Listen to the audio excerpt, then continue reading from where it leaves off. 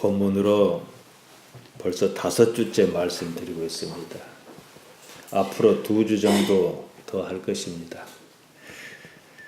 그만큼 종교적 가치가 높은 주제입니다. 사실 자기를 알고 자기를 버릴 수 있으면 도통한 겁니다. 인생이 거기서 끝이에요. 정 버리지 못하겠다고 합니다. 단 한 번의 기회는 있습니다. 죽을 때입니다. 어떻게든 버린다는 것이죠. 자기를 지금 버린 것과 나중에 어쩔 수 없어서 버리는 것에는 차이가 있습니다. 지금 버리면요, 보다 높은 경지에 들 수 있습니다. 살다 나중 가서 어쩔 수 없이 자기를 버린 날, 죽을 때 버리면요, 그때는 몸만 버리는 것이 아닙니다. 모든 것, 실제 자기까지 다 버려야 합니다. 아무것도 남지 않습니다. 수도자가 있습니다. 저도 이제 은퇴하면은 그런 일을 꿈꿉니다. 깊은 산으로 들어가요. 외진 세상과 뚝 떨어진 곳에 응거합니다. 그리스에 가면요, 마케도니아의 작은 반도 아토스 산이라는 데가 있습니다. 1000년 동안 여성의 발길이 닿지 않은 데가 있습니다. 동방정교회 총대 주교청이 직접 관할하는 수도원이 거기에 20군데나 있습니다. 섬처럼 배를 타고 들어가야 해요. 그리스 땅인데 별도로 출입 허가를 받아야 들어갈 수 있습니다. 어째서 그렇게 살려 하겠습니까? 자기를 버리려는 것입니다. 자기를 버려 무엇을 얻고자 하는 것일까요? 하나님입니다. 수도자가 추구하는 것은 단 하나, 하나님과의 화별입니다. 기독교는 신비의 종교입니다. 신비란 초월적 존재인 하나님을 의식하여 자기 인식의 한계를 뛰어넘겠다, 그런 경지를 말합니다. 감성의 순수한 세계에 발을 내디디는 경험을 선사합니다. 그 상태에서는 모든 것이 빛을 발합니다. 의미를 잃습니다. 자기 자신조차도 사라집니다. 그 세계를 지금 현실의 삶에서 자기 경험의 세계로 이루려는 것입니다. 그러는 이유가 있습니다. 삶이 추구하는 원래 가치가 그것이기 때문입니다. 우리 신앙은 영원한 세계를 지향합니다. 영생을 추구합니다. 그 세계는요, 어차피 이런 몸의 세계가 아닙니다. 온통 신비의 영역입니다. 신비의 영역에 든다, 그 말입니다. 이게 우리 복음이 지향하는 가치입니다. 신비의 종교에서 삶의 궁극적인 가치는요, 신비에 대한 열망입니다. 신비에 대한 열망이 없으면 기독교 아니에요. 그 이상도 이하도 아닙니다. 종교가 무엇을 추구해야 하는가 깊이 생각하셔야 해요. 지금 현실에서 우리가 보통 보는 기독교가 신비롭습니까? 신비에 대한 열망이 별로 없습니다. 믿음을 말합니다. 믿음조차도요, 신비의 세계를 엿보는 창입니다. 그런데 그 믿음이 자기가 바라는 것으로 둔갑하고 말았습니다. 그러면 예수님의 복음과는 상관없습니다. 예수님께서는 자기를 부인하라 하셨습니다. 자기 십자가를 지라 그러셨습니다. 아무튼 자기가 무엇이든지 간에 자기라는 것을 인정하지 말라, 그런 말씀입니다. 자기를 버리면 무슨 일이 일어날까요? 미국의 사회심리학자 쿨리는 거울 자아론을 말했습니다. 쿨리는 자아의 구성 요소를 3가지로 정리했습니다. 첫 번째, 타인에 비친 나의 상, 이미지지요. 두 번째, 타인에 비친 나의 상에 대한 타인의 평가. 또한 타인의 평가에 대한 나의 느낌에 의하여 이루어진 것. 이것이 소위 우리가 자기라고 말하는 것이다, 이랬습니다. 나는 단지 나여야 합니다. 그럼에도 남에 의한 반영으로서 나를 나라고 생각한다는 겁니다. 남이 거울입니다. 남이라고 하는 거울에 비친 나, 그것은 허상입니다. 거기에는 실제의 나가 없습니다. 거짓의 나가 있습니다. 버려야 하는 자기입니다. 거짓의 나는 남의 기대나 바람으로 이루어진 허구의 존재입니다. 문제는 그 거짓을 진짜라고 여긴다는 데 있습니다. 남의 반응과 평가에 따라 울고 우는 과정에서 만들어진 나가 우리가 보통 생각하는 나라는 존재입니다. 바로 이 거짓의 나를 부정할 때 우리는 하나님 품으로 들어가는 기회를 얻습니다. 그때 우리 각자 안에 내재한 신의 속성이, 하나님의 형상이 제 모습을 드러냅니다. 하나님의 형상. 자기를 버리면요, 신비를 경험합니다. 우리 신앙은 신비의 영역을 자신의 삶에서 이루려고 합니다. 역설적으로 자기를 버려야 올바른 자기를 찾을 수가 있습니다. 마태복음 16장 26절을 보시기 바랍니다. 사람이 만일 온 천하를 얻고도 제 목숨을 잃으면 무엇이 유익하리요? 사람이 무엇을 주고 제 목숨을 바꾸겠느냐 그러셨습니다. 천하를 얻은들 자기 목숨을 잃으면 무엇이 유익하겠습니까? 목숨이라고 하는 말 후식해입니다. 영혼이라고 번역합니다. 한 사람의 정체를 뜻합니다. 목숨을 잃은 삶, 목숨이 없는 삶이란 푸시케 없는 영혼, 영혼 없는 삶을 말합니다. 살아있어도 의미가 없는 이미 죽은 삶입니다.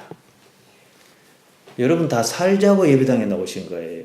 뭐 죽자고 나오시지는 않았을 겁니다. 정령 살자면 자기를 버려야 한다. 그 말씀입니다.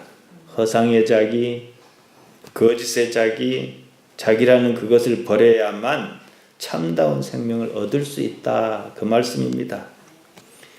우리 기독신앙에서 신비의 특성은요, 언제 나타나느냐? 바로 허상의 자기, 거짓의 자기를 버릴 때 나타납니다. 초월의식이든 초월 경험이든 우리가 사는 세상이 주는 것과는 또 다른 감성 세계입니다. 평안의 세계예요. 여기서 요한복음 14장 27절을 말씀드리면 어느 정도 가닥이 잡힐 겁니다. 평안을 너에게 끼치노니 곧 나의 평안을 너에게 주노라. 내가 너에게 주는 것은 세상이 주는 것 같이 아니하니라. 세상은 뭘로 평안하다 그럽니까? 돈, 건강, 명예, 그런 평안이 아니라 그랬습니다. 너희는 마음에 근심도 말고 두려워하지도 말라.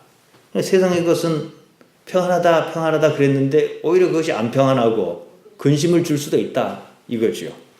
전혀 다른 평안을 말씀하셨습니다. 삶에서 무엇을 추구해야 하는가 그 말씀입니다. 제가 언젠가 그런 말씀이 있습니다. 사람의 세계는요, 감성이 있어요. 그 위에 이성이 있습니다. 또 그 위에 아주 작게 상위 차원의 감성 세계가 있습니다. 이것은 개발해야만 드러나요. 종교는, 신비의 종교는, 우리 기독교는 이 부분을 건드립니다. 이 세계는 특별한 의식과 절차를 거쳐야 발견할 수 있습니다. 특별한 의식과 절차가 뭡니까? 자기를 버림으로 얻는 그 경험의 세계, 그것입니다. 신비의 황홀감 같은 것이 있는 세계입니다. 그때는요, 자아라고 하는 특성이 다 사라집니다. 생각해 보십시오. 우리는 간혹 살다가요, 별것 아닌 일에 희열을 느낄 때가 있습니다. 별것도 아닌 사물을 마주하면서 새롭게 느끼는 어떤 감정이 있습니다.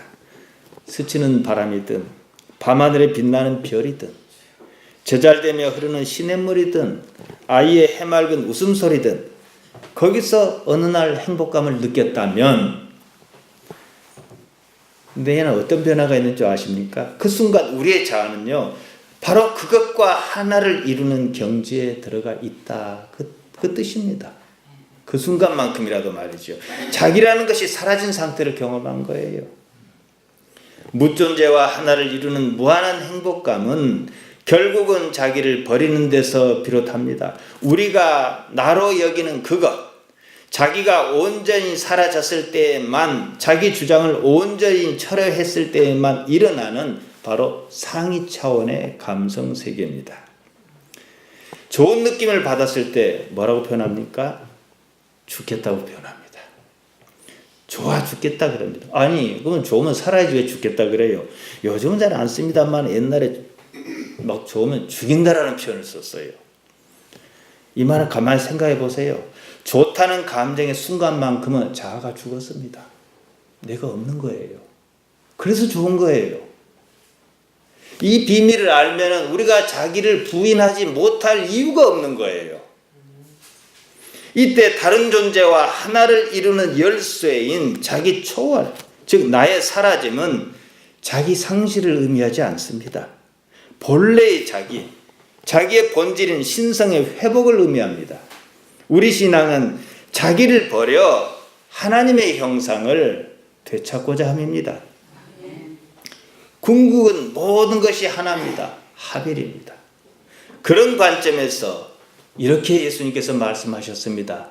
요한복음 10장 34절입니다. 예수께서 가라사대 너희 율법에 기록한 바 내가 너희를 신이라 하였노라 하지 아니하였느냐. 성경은 신이라 했습니다마는 원문은 데우스 하나님입니다. 똑같습니다. 인간이 추구하는 궁극적인 경지는요, 하나님과 하나를 이루는 거예요. 우리는 자기를 버리는데 두려움을 느낍니다. 나를 버리면 아무것도 남아있지 않을 것이라고 생각합니다. 그러나 사라지는 것은 거짓의 자기입니다. 사회와 가정에서 억압받고 상처받으며 또 반대로 억압하고 상처 주면서 만들어진 가상의 존재입니다. 남의 기대에 부응하고자, 인정받고자, 살아남고자, 높아지고자 노심초사하며 만들어진 자기가 사라질 뿐입니다. 생각과 감정으로 만들어진 자기가 사라지면은요, 사물은 투명하게 있는 그대로 참모습을 드러냅니다. 그때 우리는 우리의 참다운 실제, 참다운 나의 모습, 신성이 드러납니다. 그 존재가 영원자이신 하나님을 대면합니다. 어렵지 않습니다. 이때 신과의 합이라는 공통의 체험이 바로 우리 기독신앙의 신비주의의 특성이며 핵심 요소입니다. 기독신앙과 비슷하지 않다 그걸 추구해요. 신과의 합이라는 것도요, 고대 그리스 철학에서부터 나온 얘기입니다. 예수님의 말씀이 예수님께서 어떻게 구체적으로 우리에게 가르쳐 주셨는가 그 부분이죠. 예수님께서는 하빌의 상태를 말씀하셨습니다. 요한복음 17장 21절입니다. 귀담아 들어보시기 바랍니다. 예수님께서 십자가 사역을 앞두고 하나님께 기도하실 때입니다. 아버지께서 내 안에, 내가 아버지 안에 있는 것 같이 저희도 다 하나가 되어 우리 안에 있게 하사 세상으로 아버지께서 나를 보내신 것을 믿게 하옵소서 그랬습니다. 예수님께서 내가 아버지 안에, 아버지께서 내 안에, 저희도 우리 안에 뭐예요? 하나지요. 예수님께서는 사람의 아들로 세상을 사셨습니다. 삶에서 당신의 가치관은 바로 거짓의 자기에 묶여 살지 않는 그것이었습니다. 바로 이것이 우리가 인생에서 불행에 빠지지 않는 방법입니다. 그래서 예수님께서 당신 자신을 가리켜 길이요 진리요 생명이라 그러셨던 겁니다. 삶의 방법을 바꿔야 합니다. 회개라고 번역한 말 메타노이아입니다. 무엇을 잘못했다 잘했다 그거 아닙니다. 마음을 바꾼다는 개심, 메타, 변화, 노이아, 마음입니다. 변심을 말합니다. 마음을 달리 먹고 사는 겁니다. 마음을 바꾸지 않고는 예수님도 믿음도 없습니다. 요한복음 5장 44절입니다. 너희가 서로 영광을 취하고 유일하신 하나님께로부터는 영광은 구하지 아니하니 어찌 나를 믿을 수 있느냐 그러셨습니다. 새 포도주는 새 부대에 넣어야 합니다. 옛날에는 가죽 부대잖아요. 물병 대신에. 그러니까 새 포도주는 이제 막 부풀 거란 말이에요. 오래된 가죽 부대는 터진단 말이죠. 둘 다 못 쓰게 됩니다. 목회하는 것도요, 선교하는 것도요, 심지어 주의 일이라고 이름 붙인 그 어떠한 일도요, 그것이 거짓의 자기를 확장하는 방법이라면 그만둬야 합니다. 그러한 것으로는 예수님께서 말씀하신 하나님의 나라나 진정한 자유를 얻을 수 없습니다. 문제는 소위 복음을 전한다는 사람에게 그런 의식이 없다는 거예요. 지금까지 제가 말씀드린 것을 받아들이지 않습니다. 이해하고 싶은 생각이 없습니다. 복음이 무엇입니까? 거짓을 죽여 진실을 살리는, 그래서 사람을 살리는 것입니다.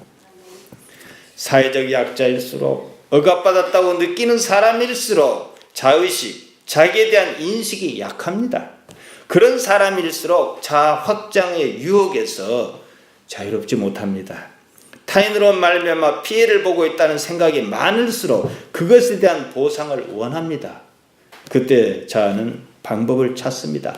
남이 알아주는 나가 필요하다고 느낍니다. 그것이 없으면 살 수가 없을 것 같습니다. 물론 자신은 그러한 상황을 인정하지 않습니다. 모르니까요.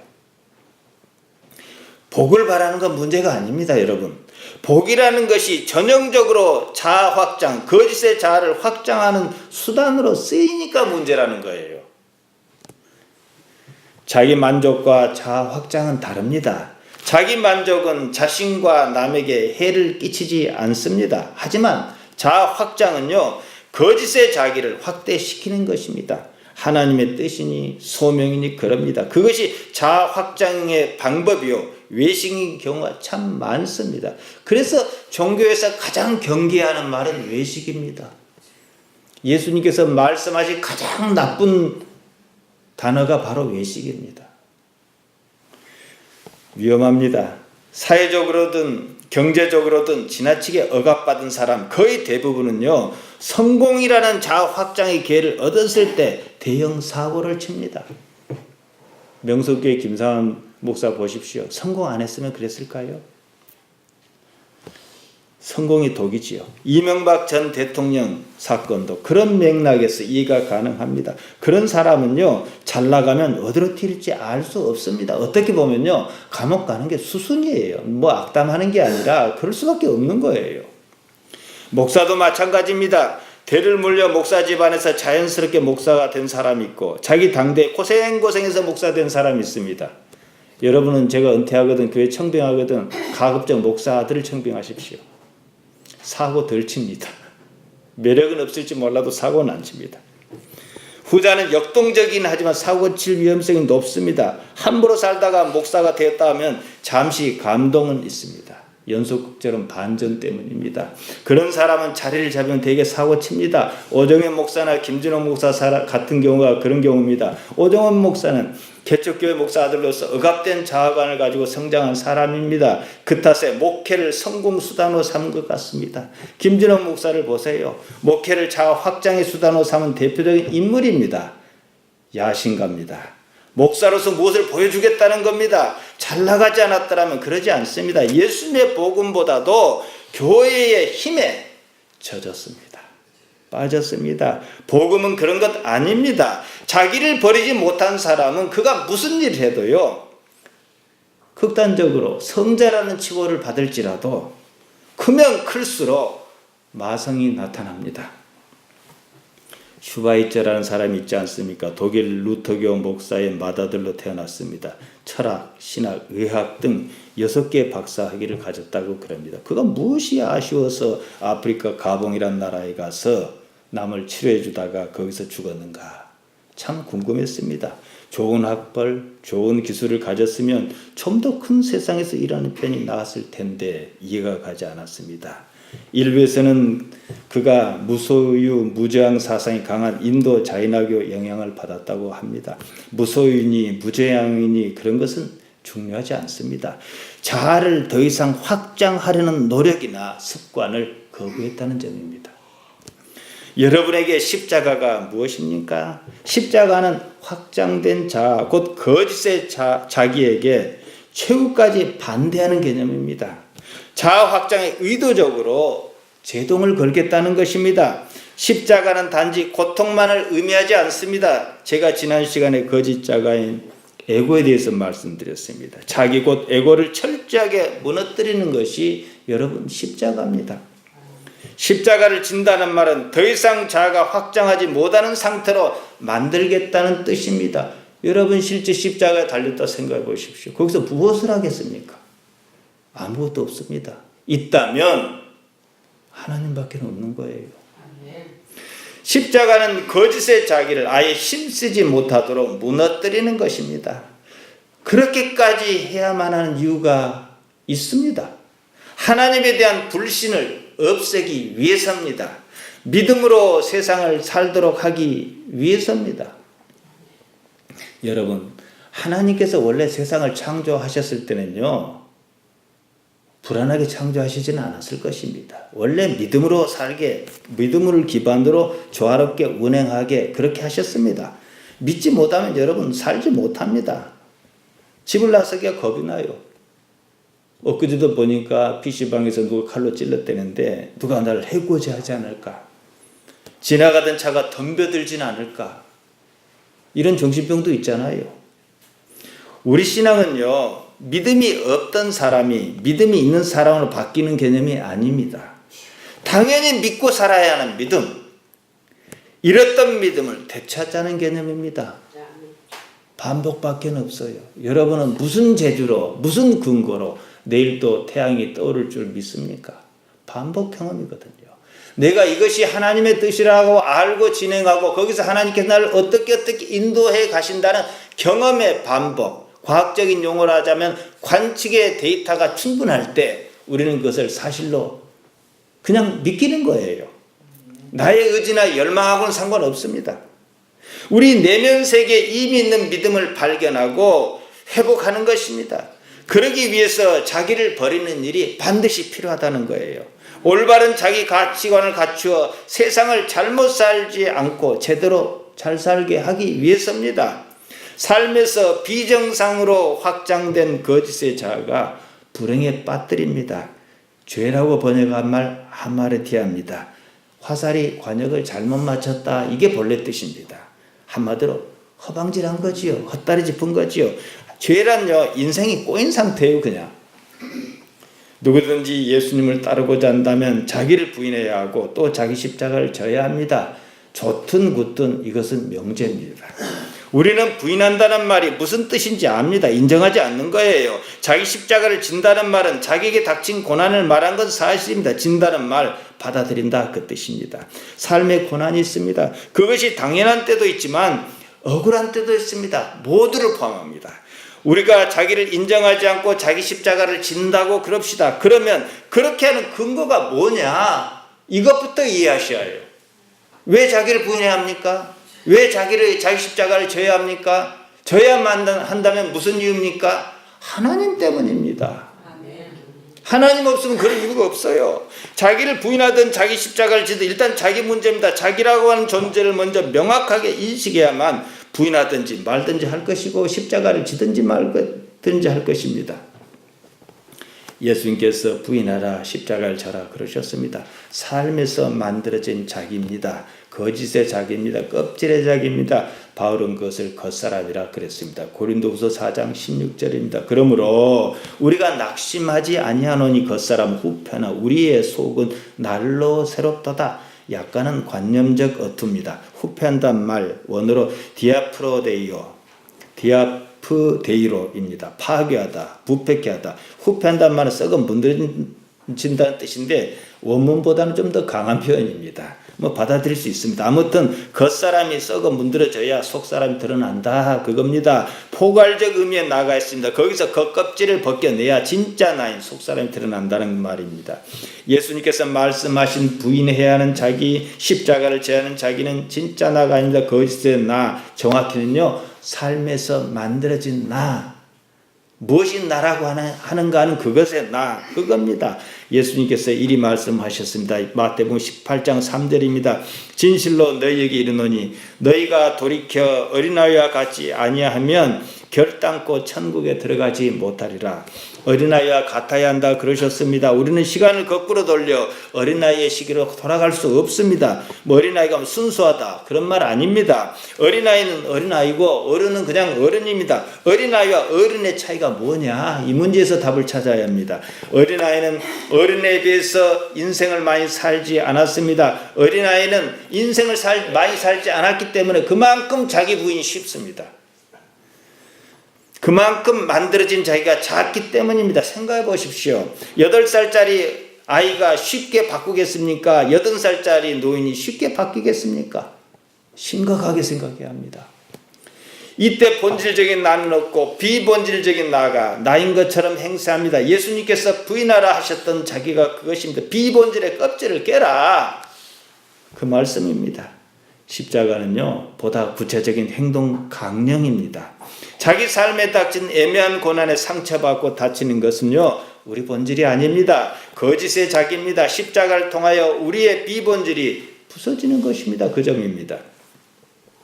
삶을 살면서 만들어진 우리의 거짓 자아는 남이 알아주는 것으로 생명력을 유지합니다.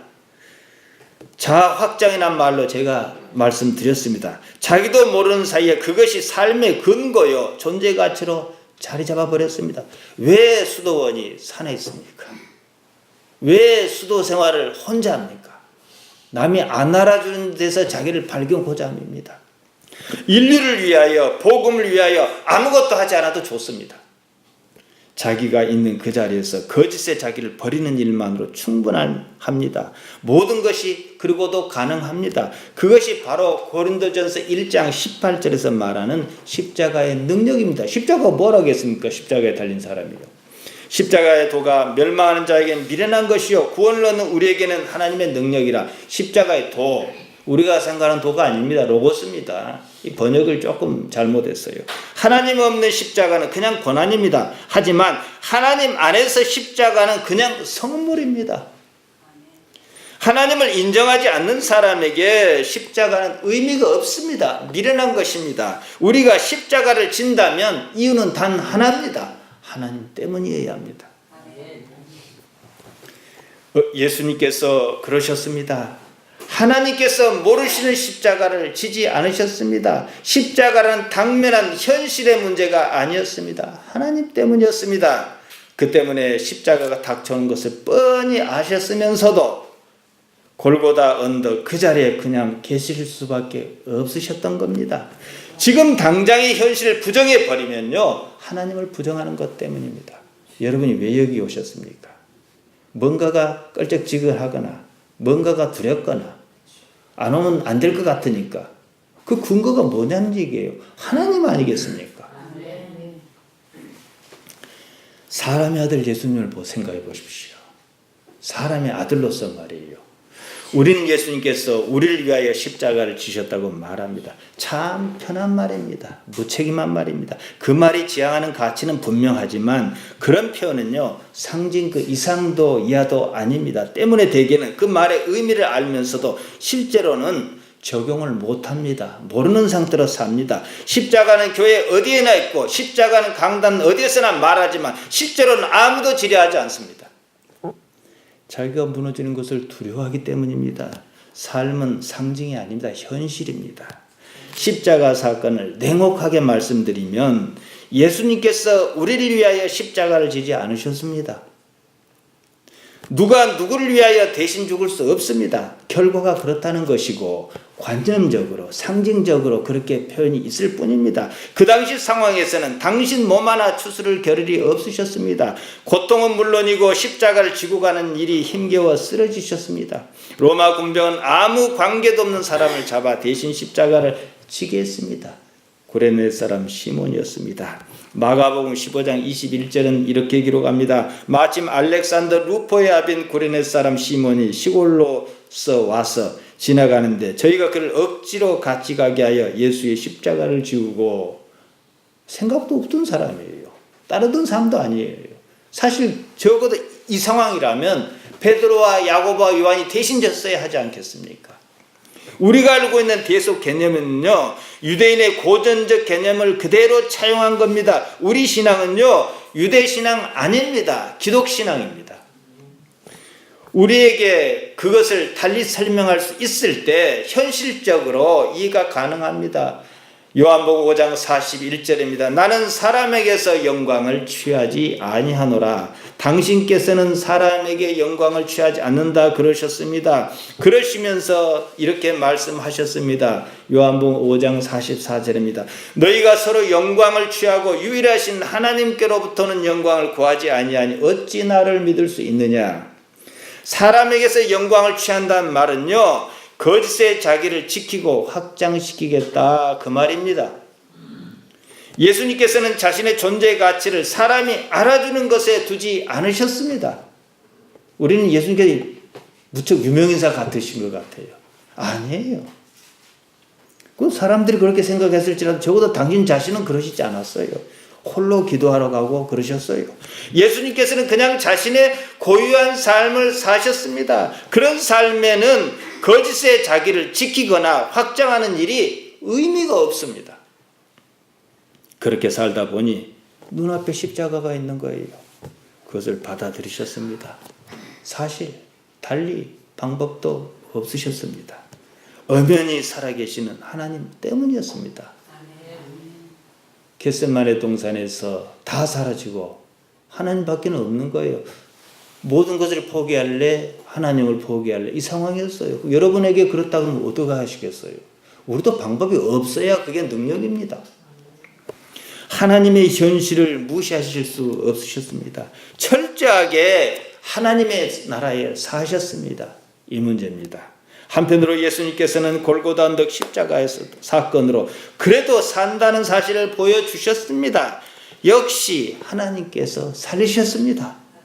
그것을 증명이나 하시듯 죽은 지 사흘 만에 다시 살아나셨습니다. 그 일이 있기 전까지 그러면 죽는다는 이해가 우리의 의식을 지배했습니다. 다시 살아날 줄 알았으면요, 베드로가 제일 먼저 따라다녔을 거예요. 좀 힘들더라도. 그러면 죽는 줄 알았기 때문에 아무도 안 따라간 거예요. 그러니까 죽지 않으려고 오만 일을 다 합니다. 죽어도 삽니다. 아니, 죽어야 삽니다. 하나님 나라에서는 방법이 다릅니다. 십자가 앞에서 모든 것이 무너졌습니다. 십자가가 없는 복음은 거짓입니다. 말로만 십자가 아니에요. 여기 십자가 금배지하고 다닌다 해서 그게 중요한 게 아니에요. 흔히들 말하는 복은요, 생각해 보십시오. 십자가가 정반대 개념 아니겠습니까? 복을 전하든지 십자가를 전하든지 둘 중 하나만 해야 해요.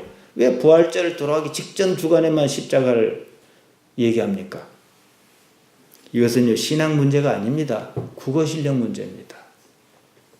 여러분이 실제로 십자가를 진다고 한번 생각해 보십시오. 거기에 무슨 외식이 있겠습니까? 아무것도 없습니다. 그런데요, 딱 하나, 나라고 하는 존재의 본질이 그때 드러난다는 사실입니다. 십자가의 용도가 바로 이것입니다. 지독한 상실의 절망은요, 의외의 기쁨을 감추고 있습니다. 그냥 다 놓아버리면요, 놀랍게도 깊은 희열을 경험합니다. 이것은 경이로운 일이 아닙니다. 원래 그래야만 하는 일입니다. 그때 우리는 우리 자신이 가진 능력으로 사는 것이 아니라 하나님께서 함께해 주시는 그 능력으로 산다는 사실을 고백할 수밖에 없어요. 아니, 내 모양 이 모양 이 꼴인데 왜 내가 기뻐요? 깊은 신앙인은 그러거든요. 우리 신앙과 복음은 이것을 말하고 이것을 전합니다. 삶이 견디기 힘들 때 죽겠다는 말 씁니다. 진짜로 죽게 생기면 그 말 안 씁니다. 아무 말 안 합니다. 죽겠다는 말은요, 아직 살만하다 그 뜻입니다. 산다는 것은요, 고통입니다. 어째서 인생이 이 모양일까요?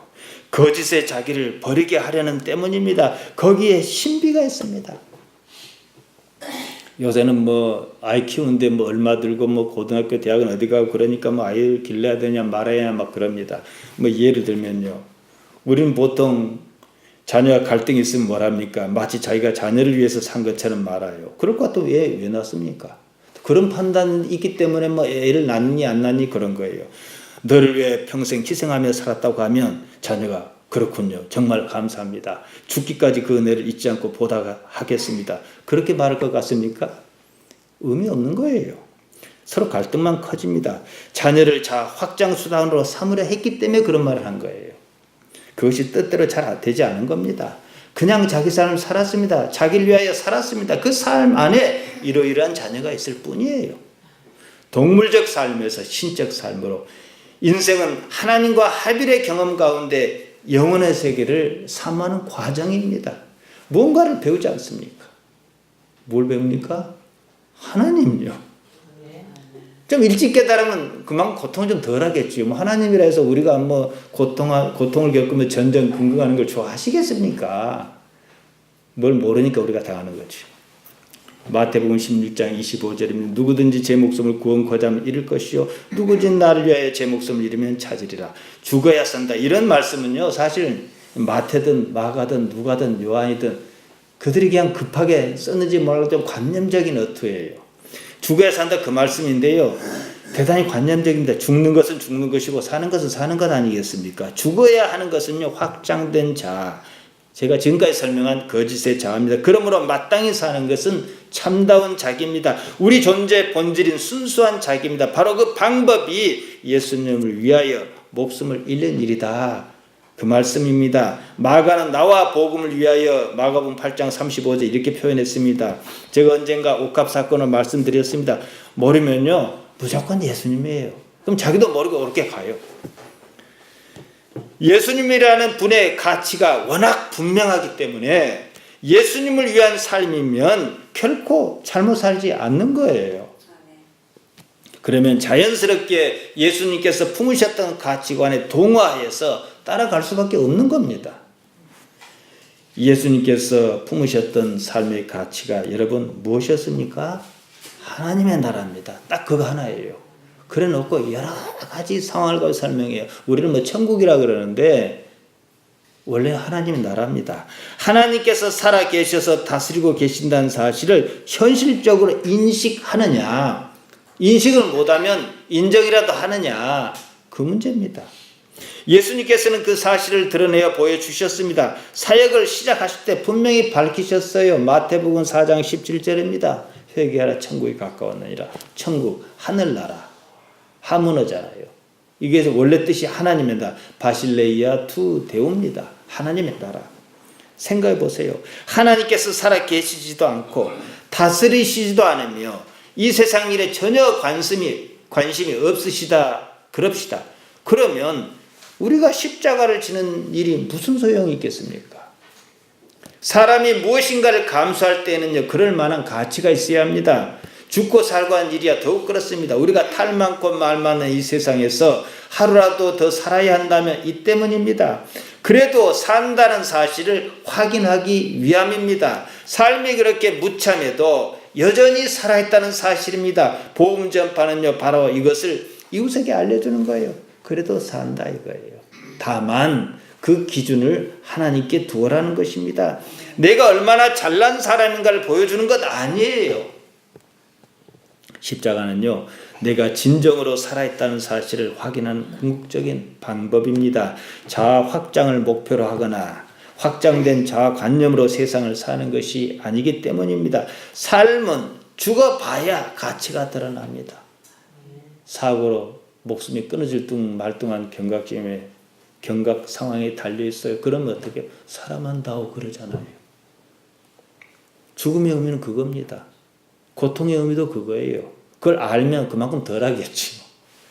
지금까지 우리는 타인과의 관계 가운데 자아를 확장하려고 부단히 애써왔습니다. 이제 그 일을 그만둘 필요가 있습니다. 왜냐? 죽어도 살거든요. 사는 것보다 더 중요한 것 없어요. 한번 생각해 보세요. 부귀영화가요, 내 배 아픈 것 하나만 못합니다.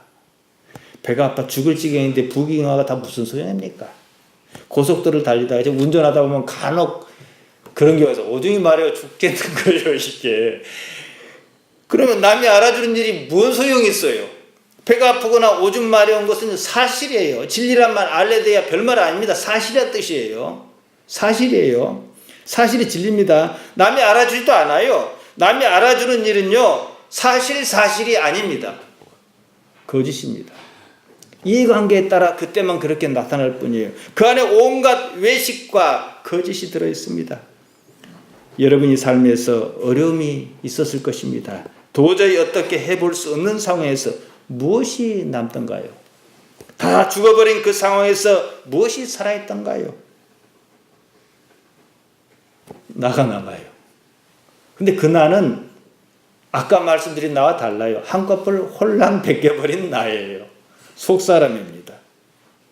그리고 뭐가 남습니까? 하나님 계시죠. 그런 일이 있기 전까지는 그런 존재 상태를 알아차리기가 쉽지 않습니다. 이 두 존재 외에 나머지는 어떤 상태였습니까? 다 놓아버린 상태였습니다.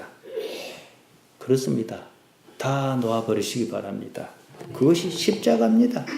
우리가 이 세상과 작별할 때를 생각해 보세요. 모든 것은 의미가 없습니다. 그것은 어떤 얘기는 죽음 그 자체지만 또 어떤 얘기는 진짜로 삶이 시작하는 그런 순간입니다. 우리는 그때 발견한 그런 삶의 모습을 뭐라는 줄 아십니까? 소테리아라고 합니다. 구원이에요. 이 세상에서 우리의 존재를 담그고 사는 중에도 그런 삶을 맛보기로 경험할 수 있습니다. 산다는 말의 의미는 단지 목숨을 연명하는 일이 아닙니다. 살아있음으로 인한 무슨 생존의 기쁨이 있어야 하는 거예요. 살아있다는 단지 그 사실 때문에 기쁨이 있습니다. 몸이 살아있어도 기쁨이 없다면 그것은 거짓 삶입니다. 지옥 삶이에요. 오늘날 아주 많은 사람이 풍요 속에서도 삶의 기쁨이 없습니다. 죽은 삶, 죽을 맛의 삶을 삽니다. 기쁨은요, 아까도 제가 말씀드렸듯이 남이 알아주는 데서 생기지 않아요. 그건 잠시 그럴 뿐이에요. 그런 것처럼 보일 뿐입니다. 그것은 거짓입니다. 기쁨은 원래 나의 존재 안에서 자연스럽게 생겨나는 거예요. 이 속에서 생겨나는 거예요. 시냇물이 언제 나를 기쁘겠습니까? 산들바람이 언제 나를 기쁘겠습니까? 이 속에서 이미 있는 것이 그곳으로 동기화하는 거예요. 다시 요한복음 14장 27절입니다. 평안을 너희에게 끼치노니 곧 나의 평안을 너희에게 주노라. 내가 너희에게 주는 것은 세상이 주는 것 같지 아니하니라. 그러니까 어쩌라고요? 너희는 마음에 근심도 말고 두려워하지도 말라. 평안이란 존재의 본질에서 우러나는 감정입니다. 예수님께서 평안을 주신다는 말씀을 오해하면 곤란합니다. 주님 제게 평안을 주십시오. 그런 기도는 의미가 없어요. 예수님께서 그 방법을 주셨어요. 우리는 예수님의 가치관을 받아들이고 예수님과 공유할 때 평안하다 그겁니다. 우리가 예수님의 방식으로 살아야 한다는 거예요. 예수님께서 가지셨고 알려주셨고 보여주셨던 그 가치관을 받아들이는 것이 우리가 믿는다 하는 말입니다. 그때 우리는 신적 일치를 경험합니다. 이것을 우리가 흔히 쓰는 말로 뭐라는 줄 아십니까? 성령 충만이다. 이렇게 말하는 거예요. 우리 내면 세계가 하나님의 영으로 거듭하다 이 뜻입니다. 우리 신앙이 추구하는 바가 이겁니다. 교회는 자아를 확장하는 데가 아닙니다. 그런 것은 우리 신앙의 가치도 아닙니다. 거짓입니다. 거기에 삶의 가치를 둘 때 사람은 필연적으로 불행할 수밖에 없습니다. 그것이 성경이 말하는 죄, 곧 하마르티아입니다. 자기를 버리면요, 무엇을 얻을 것 같습니까? 하나님을 얻습니다. 이를 위하여 모든 것을 내려놓으셔야 합니다. 무엇이든지 스스로 이루려 하지 마시기 바랍니다. 여러분 눈앞에 펼쳐있는 모든 삶에는요, 우리가 원튼 원치 않든 의식하든 의식하지 못하든 하나님께서 친히 개입하여 계십니다. 내 영성이 조금 좋아지면 이래서 개입하여 계신 거나 더 할 뿐이에요. 원래 개입하여 계신 걸 우리가 알아내는 거, 이게 영성인 거예요. 십자가는 우리가 지금 당면한 삶의 상황입니다. 어떤 상황에서든지 하나님의 통치를 인정하고 받아들이기만 하면 그만입니다. 좋은 일은 쉬워요. 아이고 하나님께서 내게 어떻게 이런 좋은 일을 주시는가. 그러나 내 마음에 안 드는 일이 있으면 하나님께서 이를 어떻게 풀어나가려 하시는가. 그러면 그만이에요. 그뿐입니다. 너무 애쓰지 마세요. 쉽고 가볍습니다. 무슨 일이든 다 좋습니다. 그것으로 자아 확장만은 꾀하려 하지 마시라는 거예요. 그건 거짓입니다. 죽음 앞에 서면 참으로 쓸데없는 일입니다. 죽음 앞에서 가치 있는 일을 생각하셔야 해요. 하나님만을 바라며 언제나 지금 여기에 계시기 바랍니다. 제가 지금 여기란 말 아주 자주 씁니다. 가장 쉽거든요. 지금 여기. 의식을 항상 지금 여기에 두겠다라고 하면 깨어있는 것이고 아주 쉽습니다. 그러면 참다운 자기가 살아난다는 사실, 살아있다는 사실, 존재감이 생깁니다. 예수님의 이름으로 축복합니다. 무엇과도 바꿀 수 없는 참다운 자기를 회복하는 여러분이시길 바랍니다.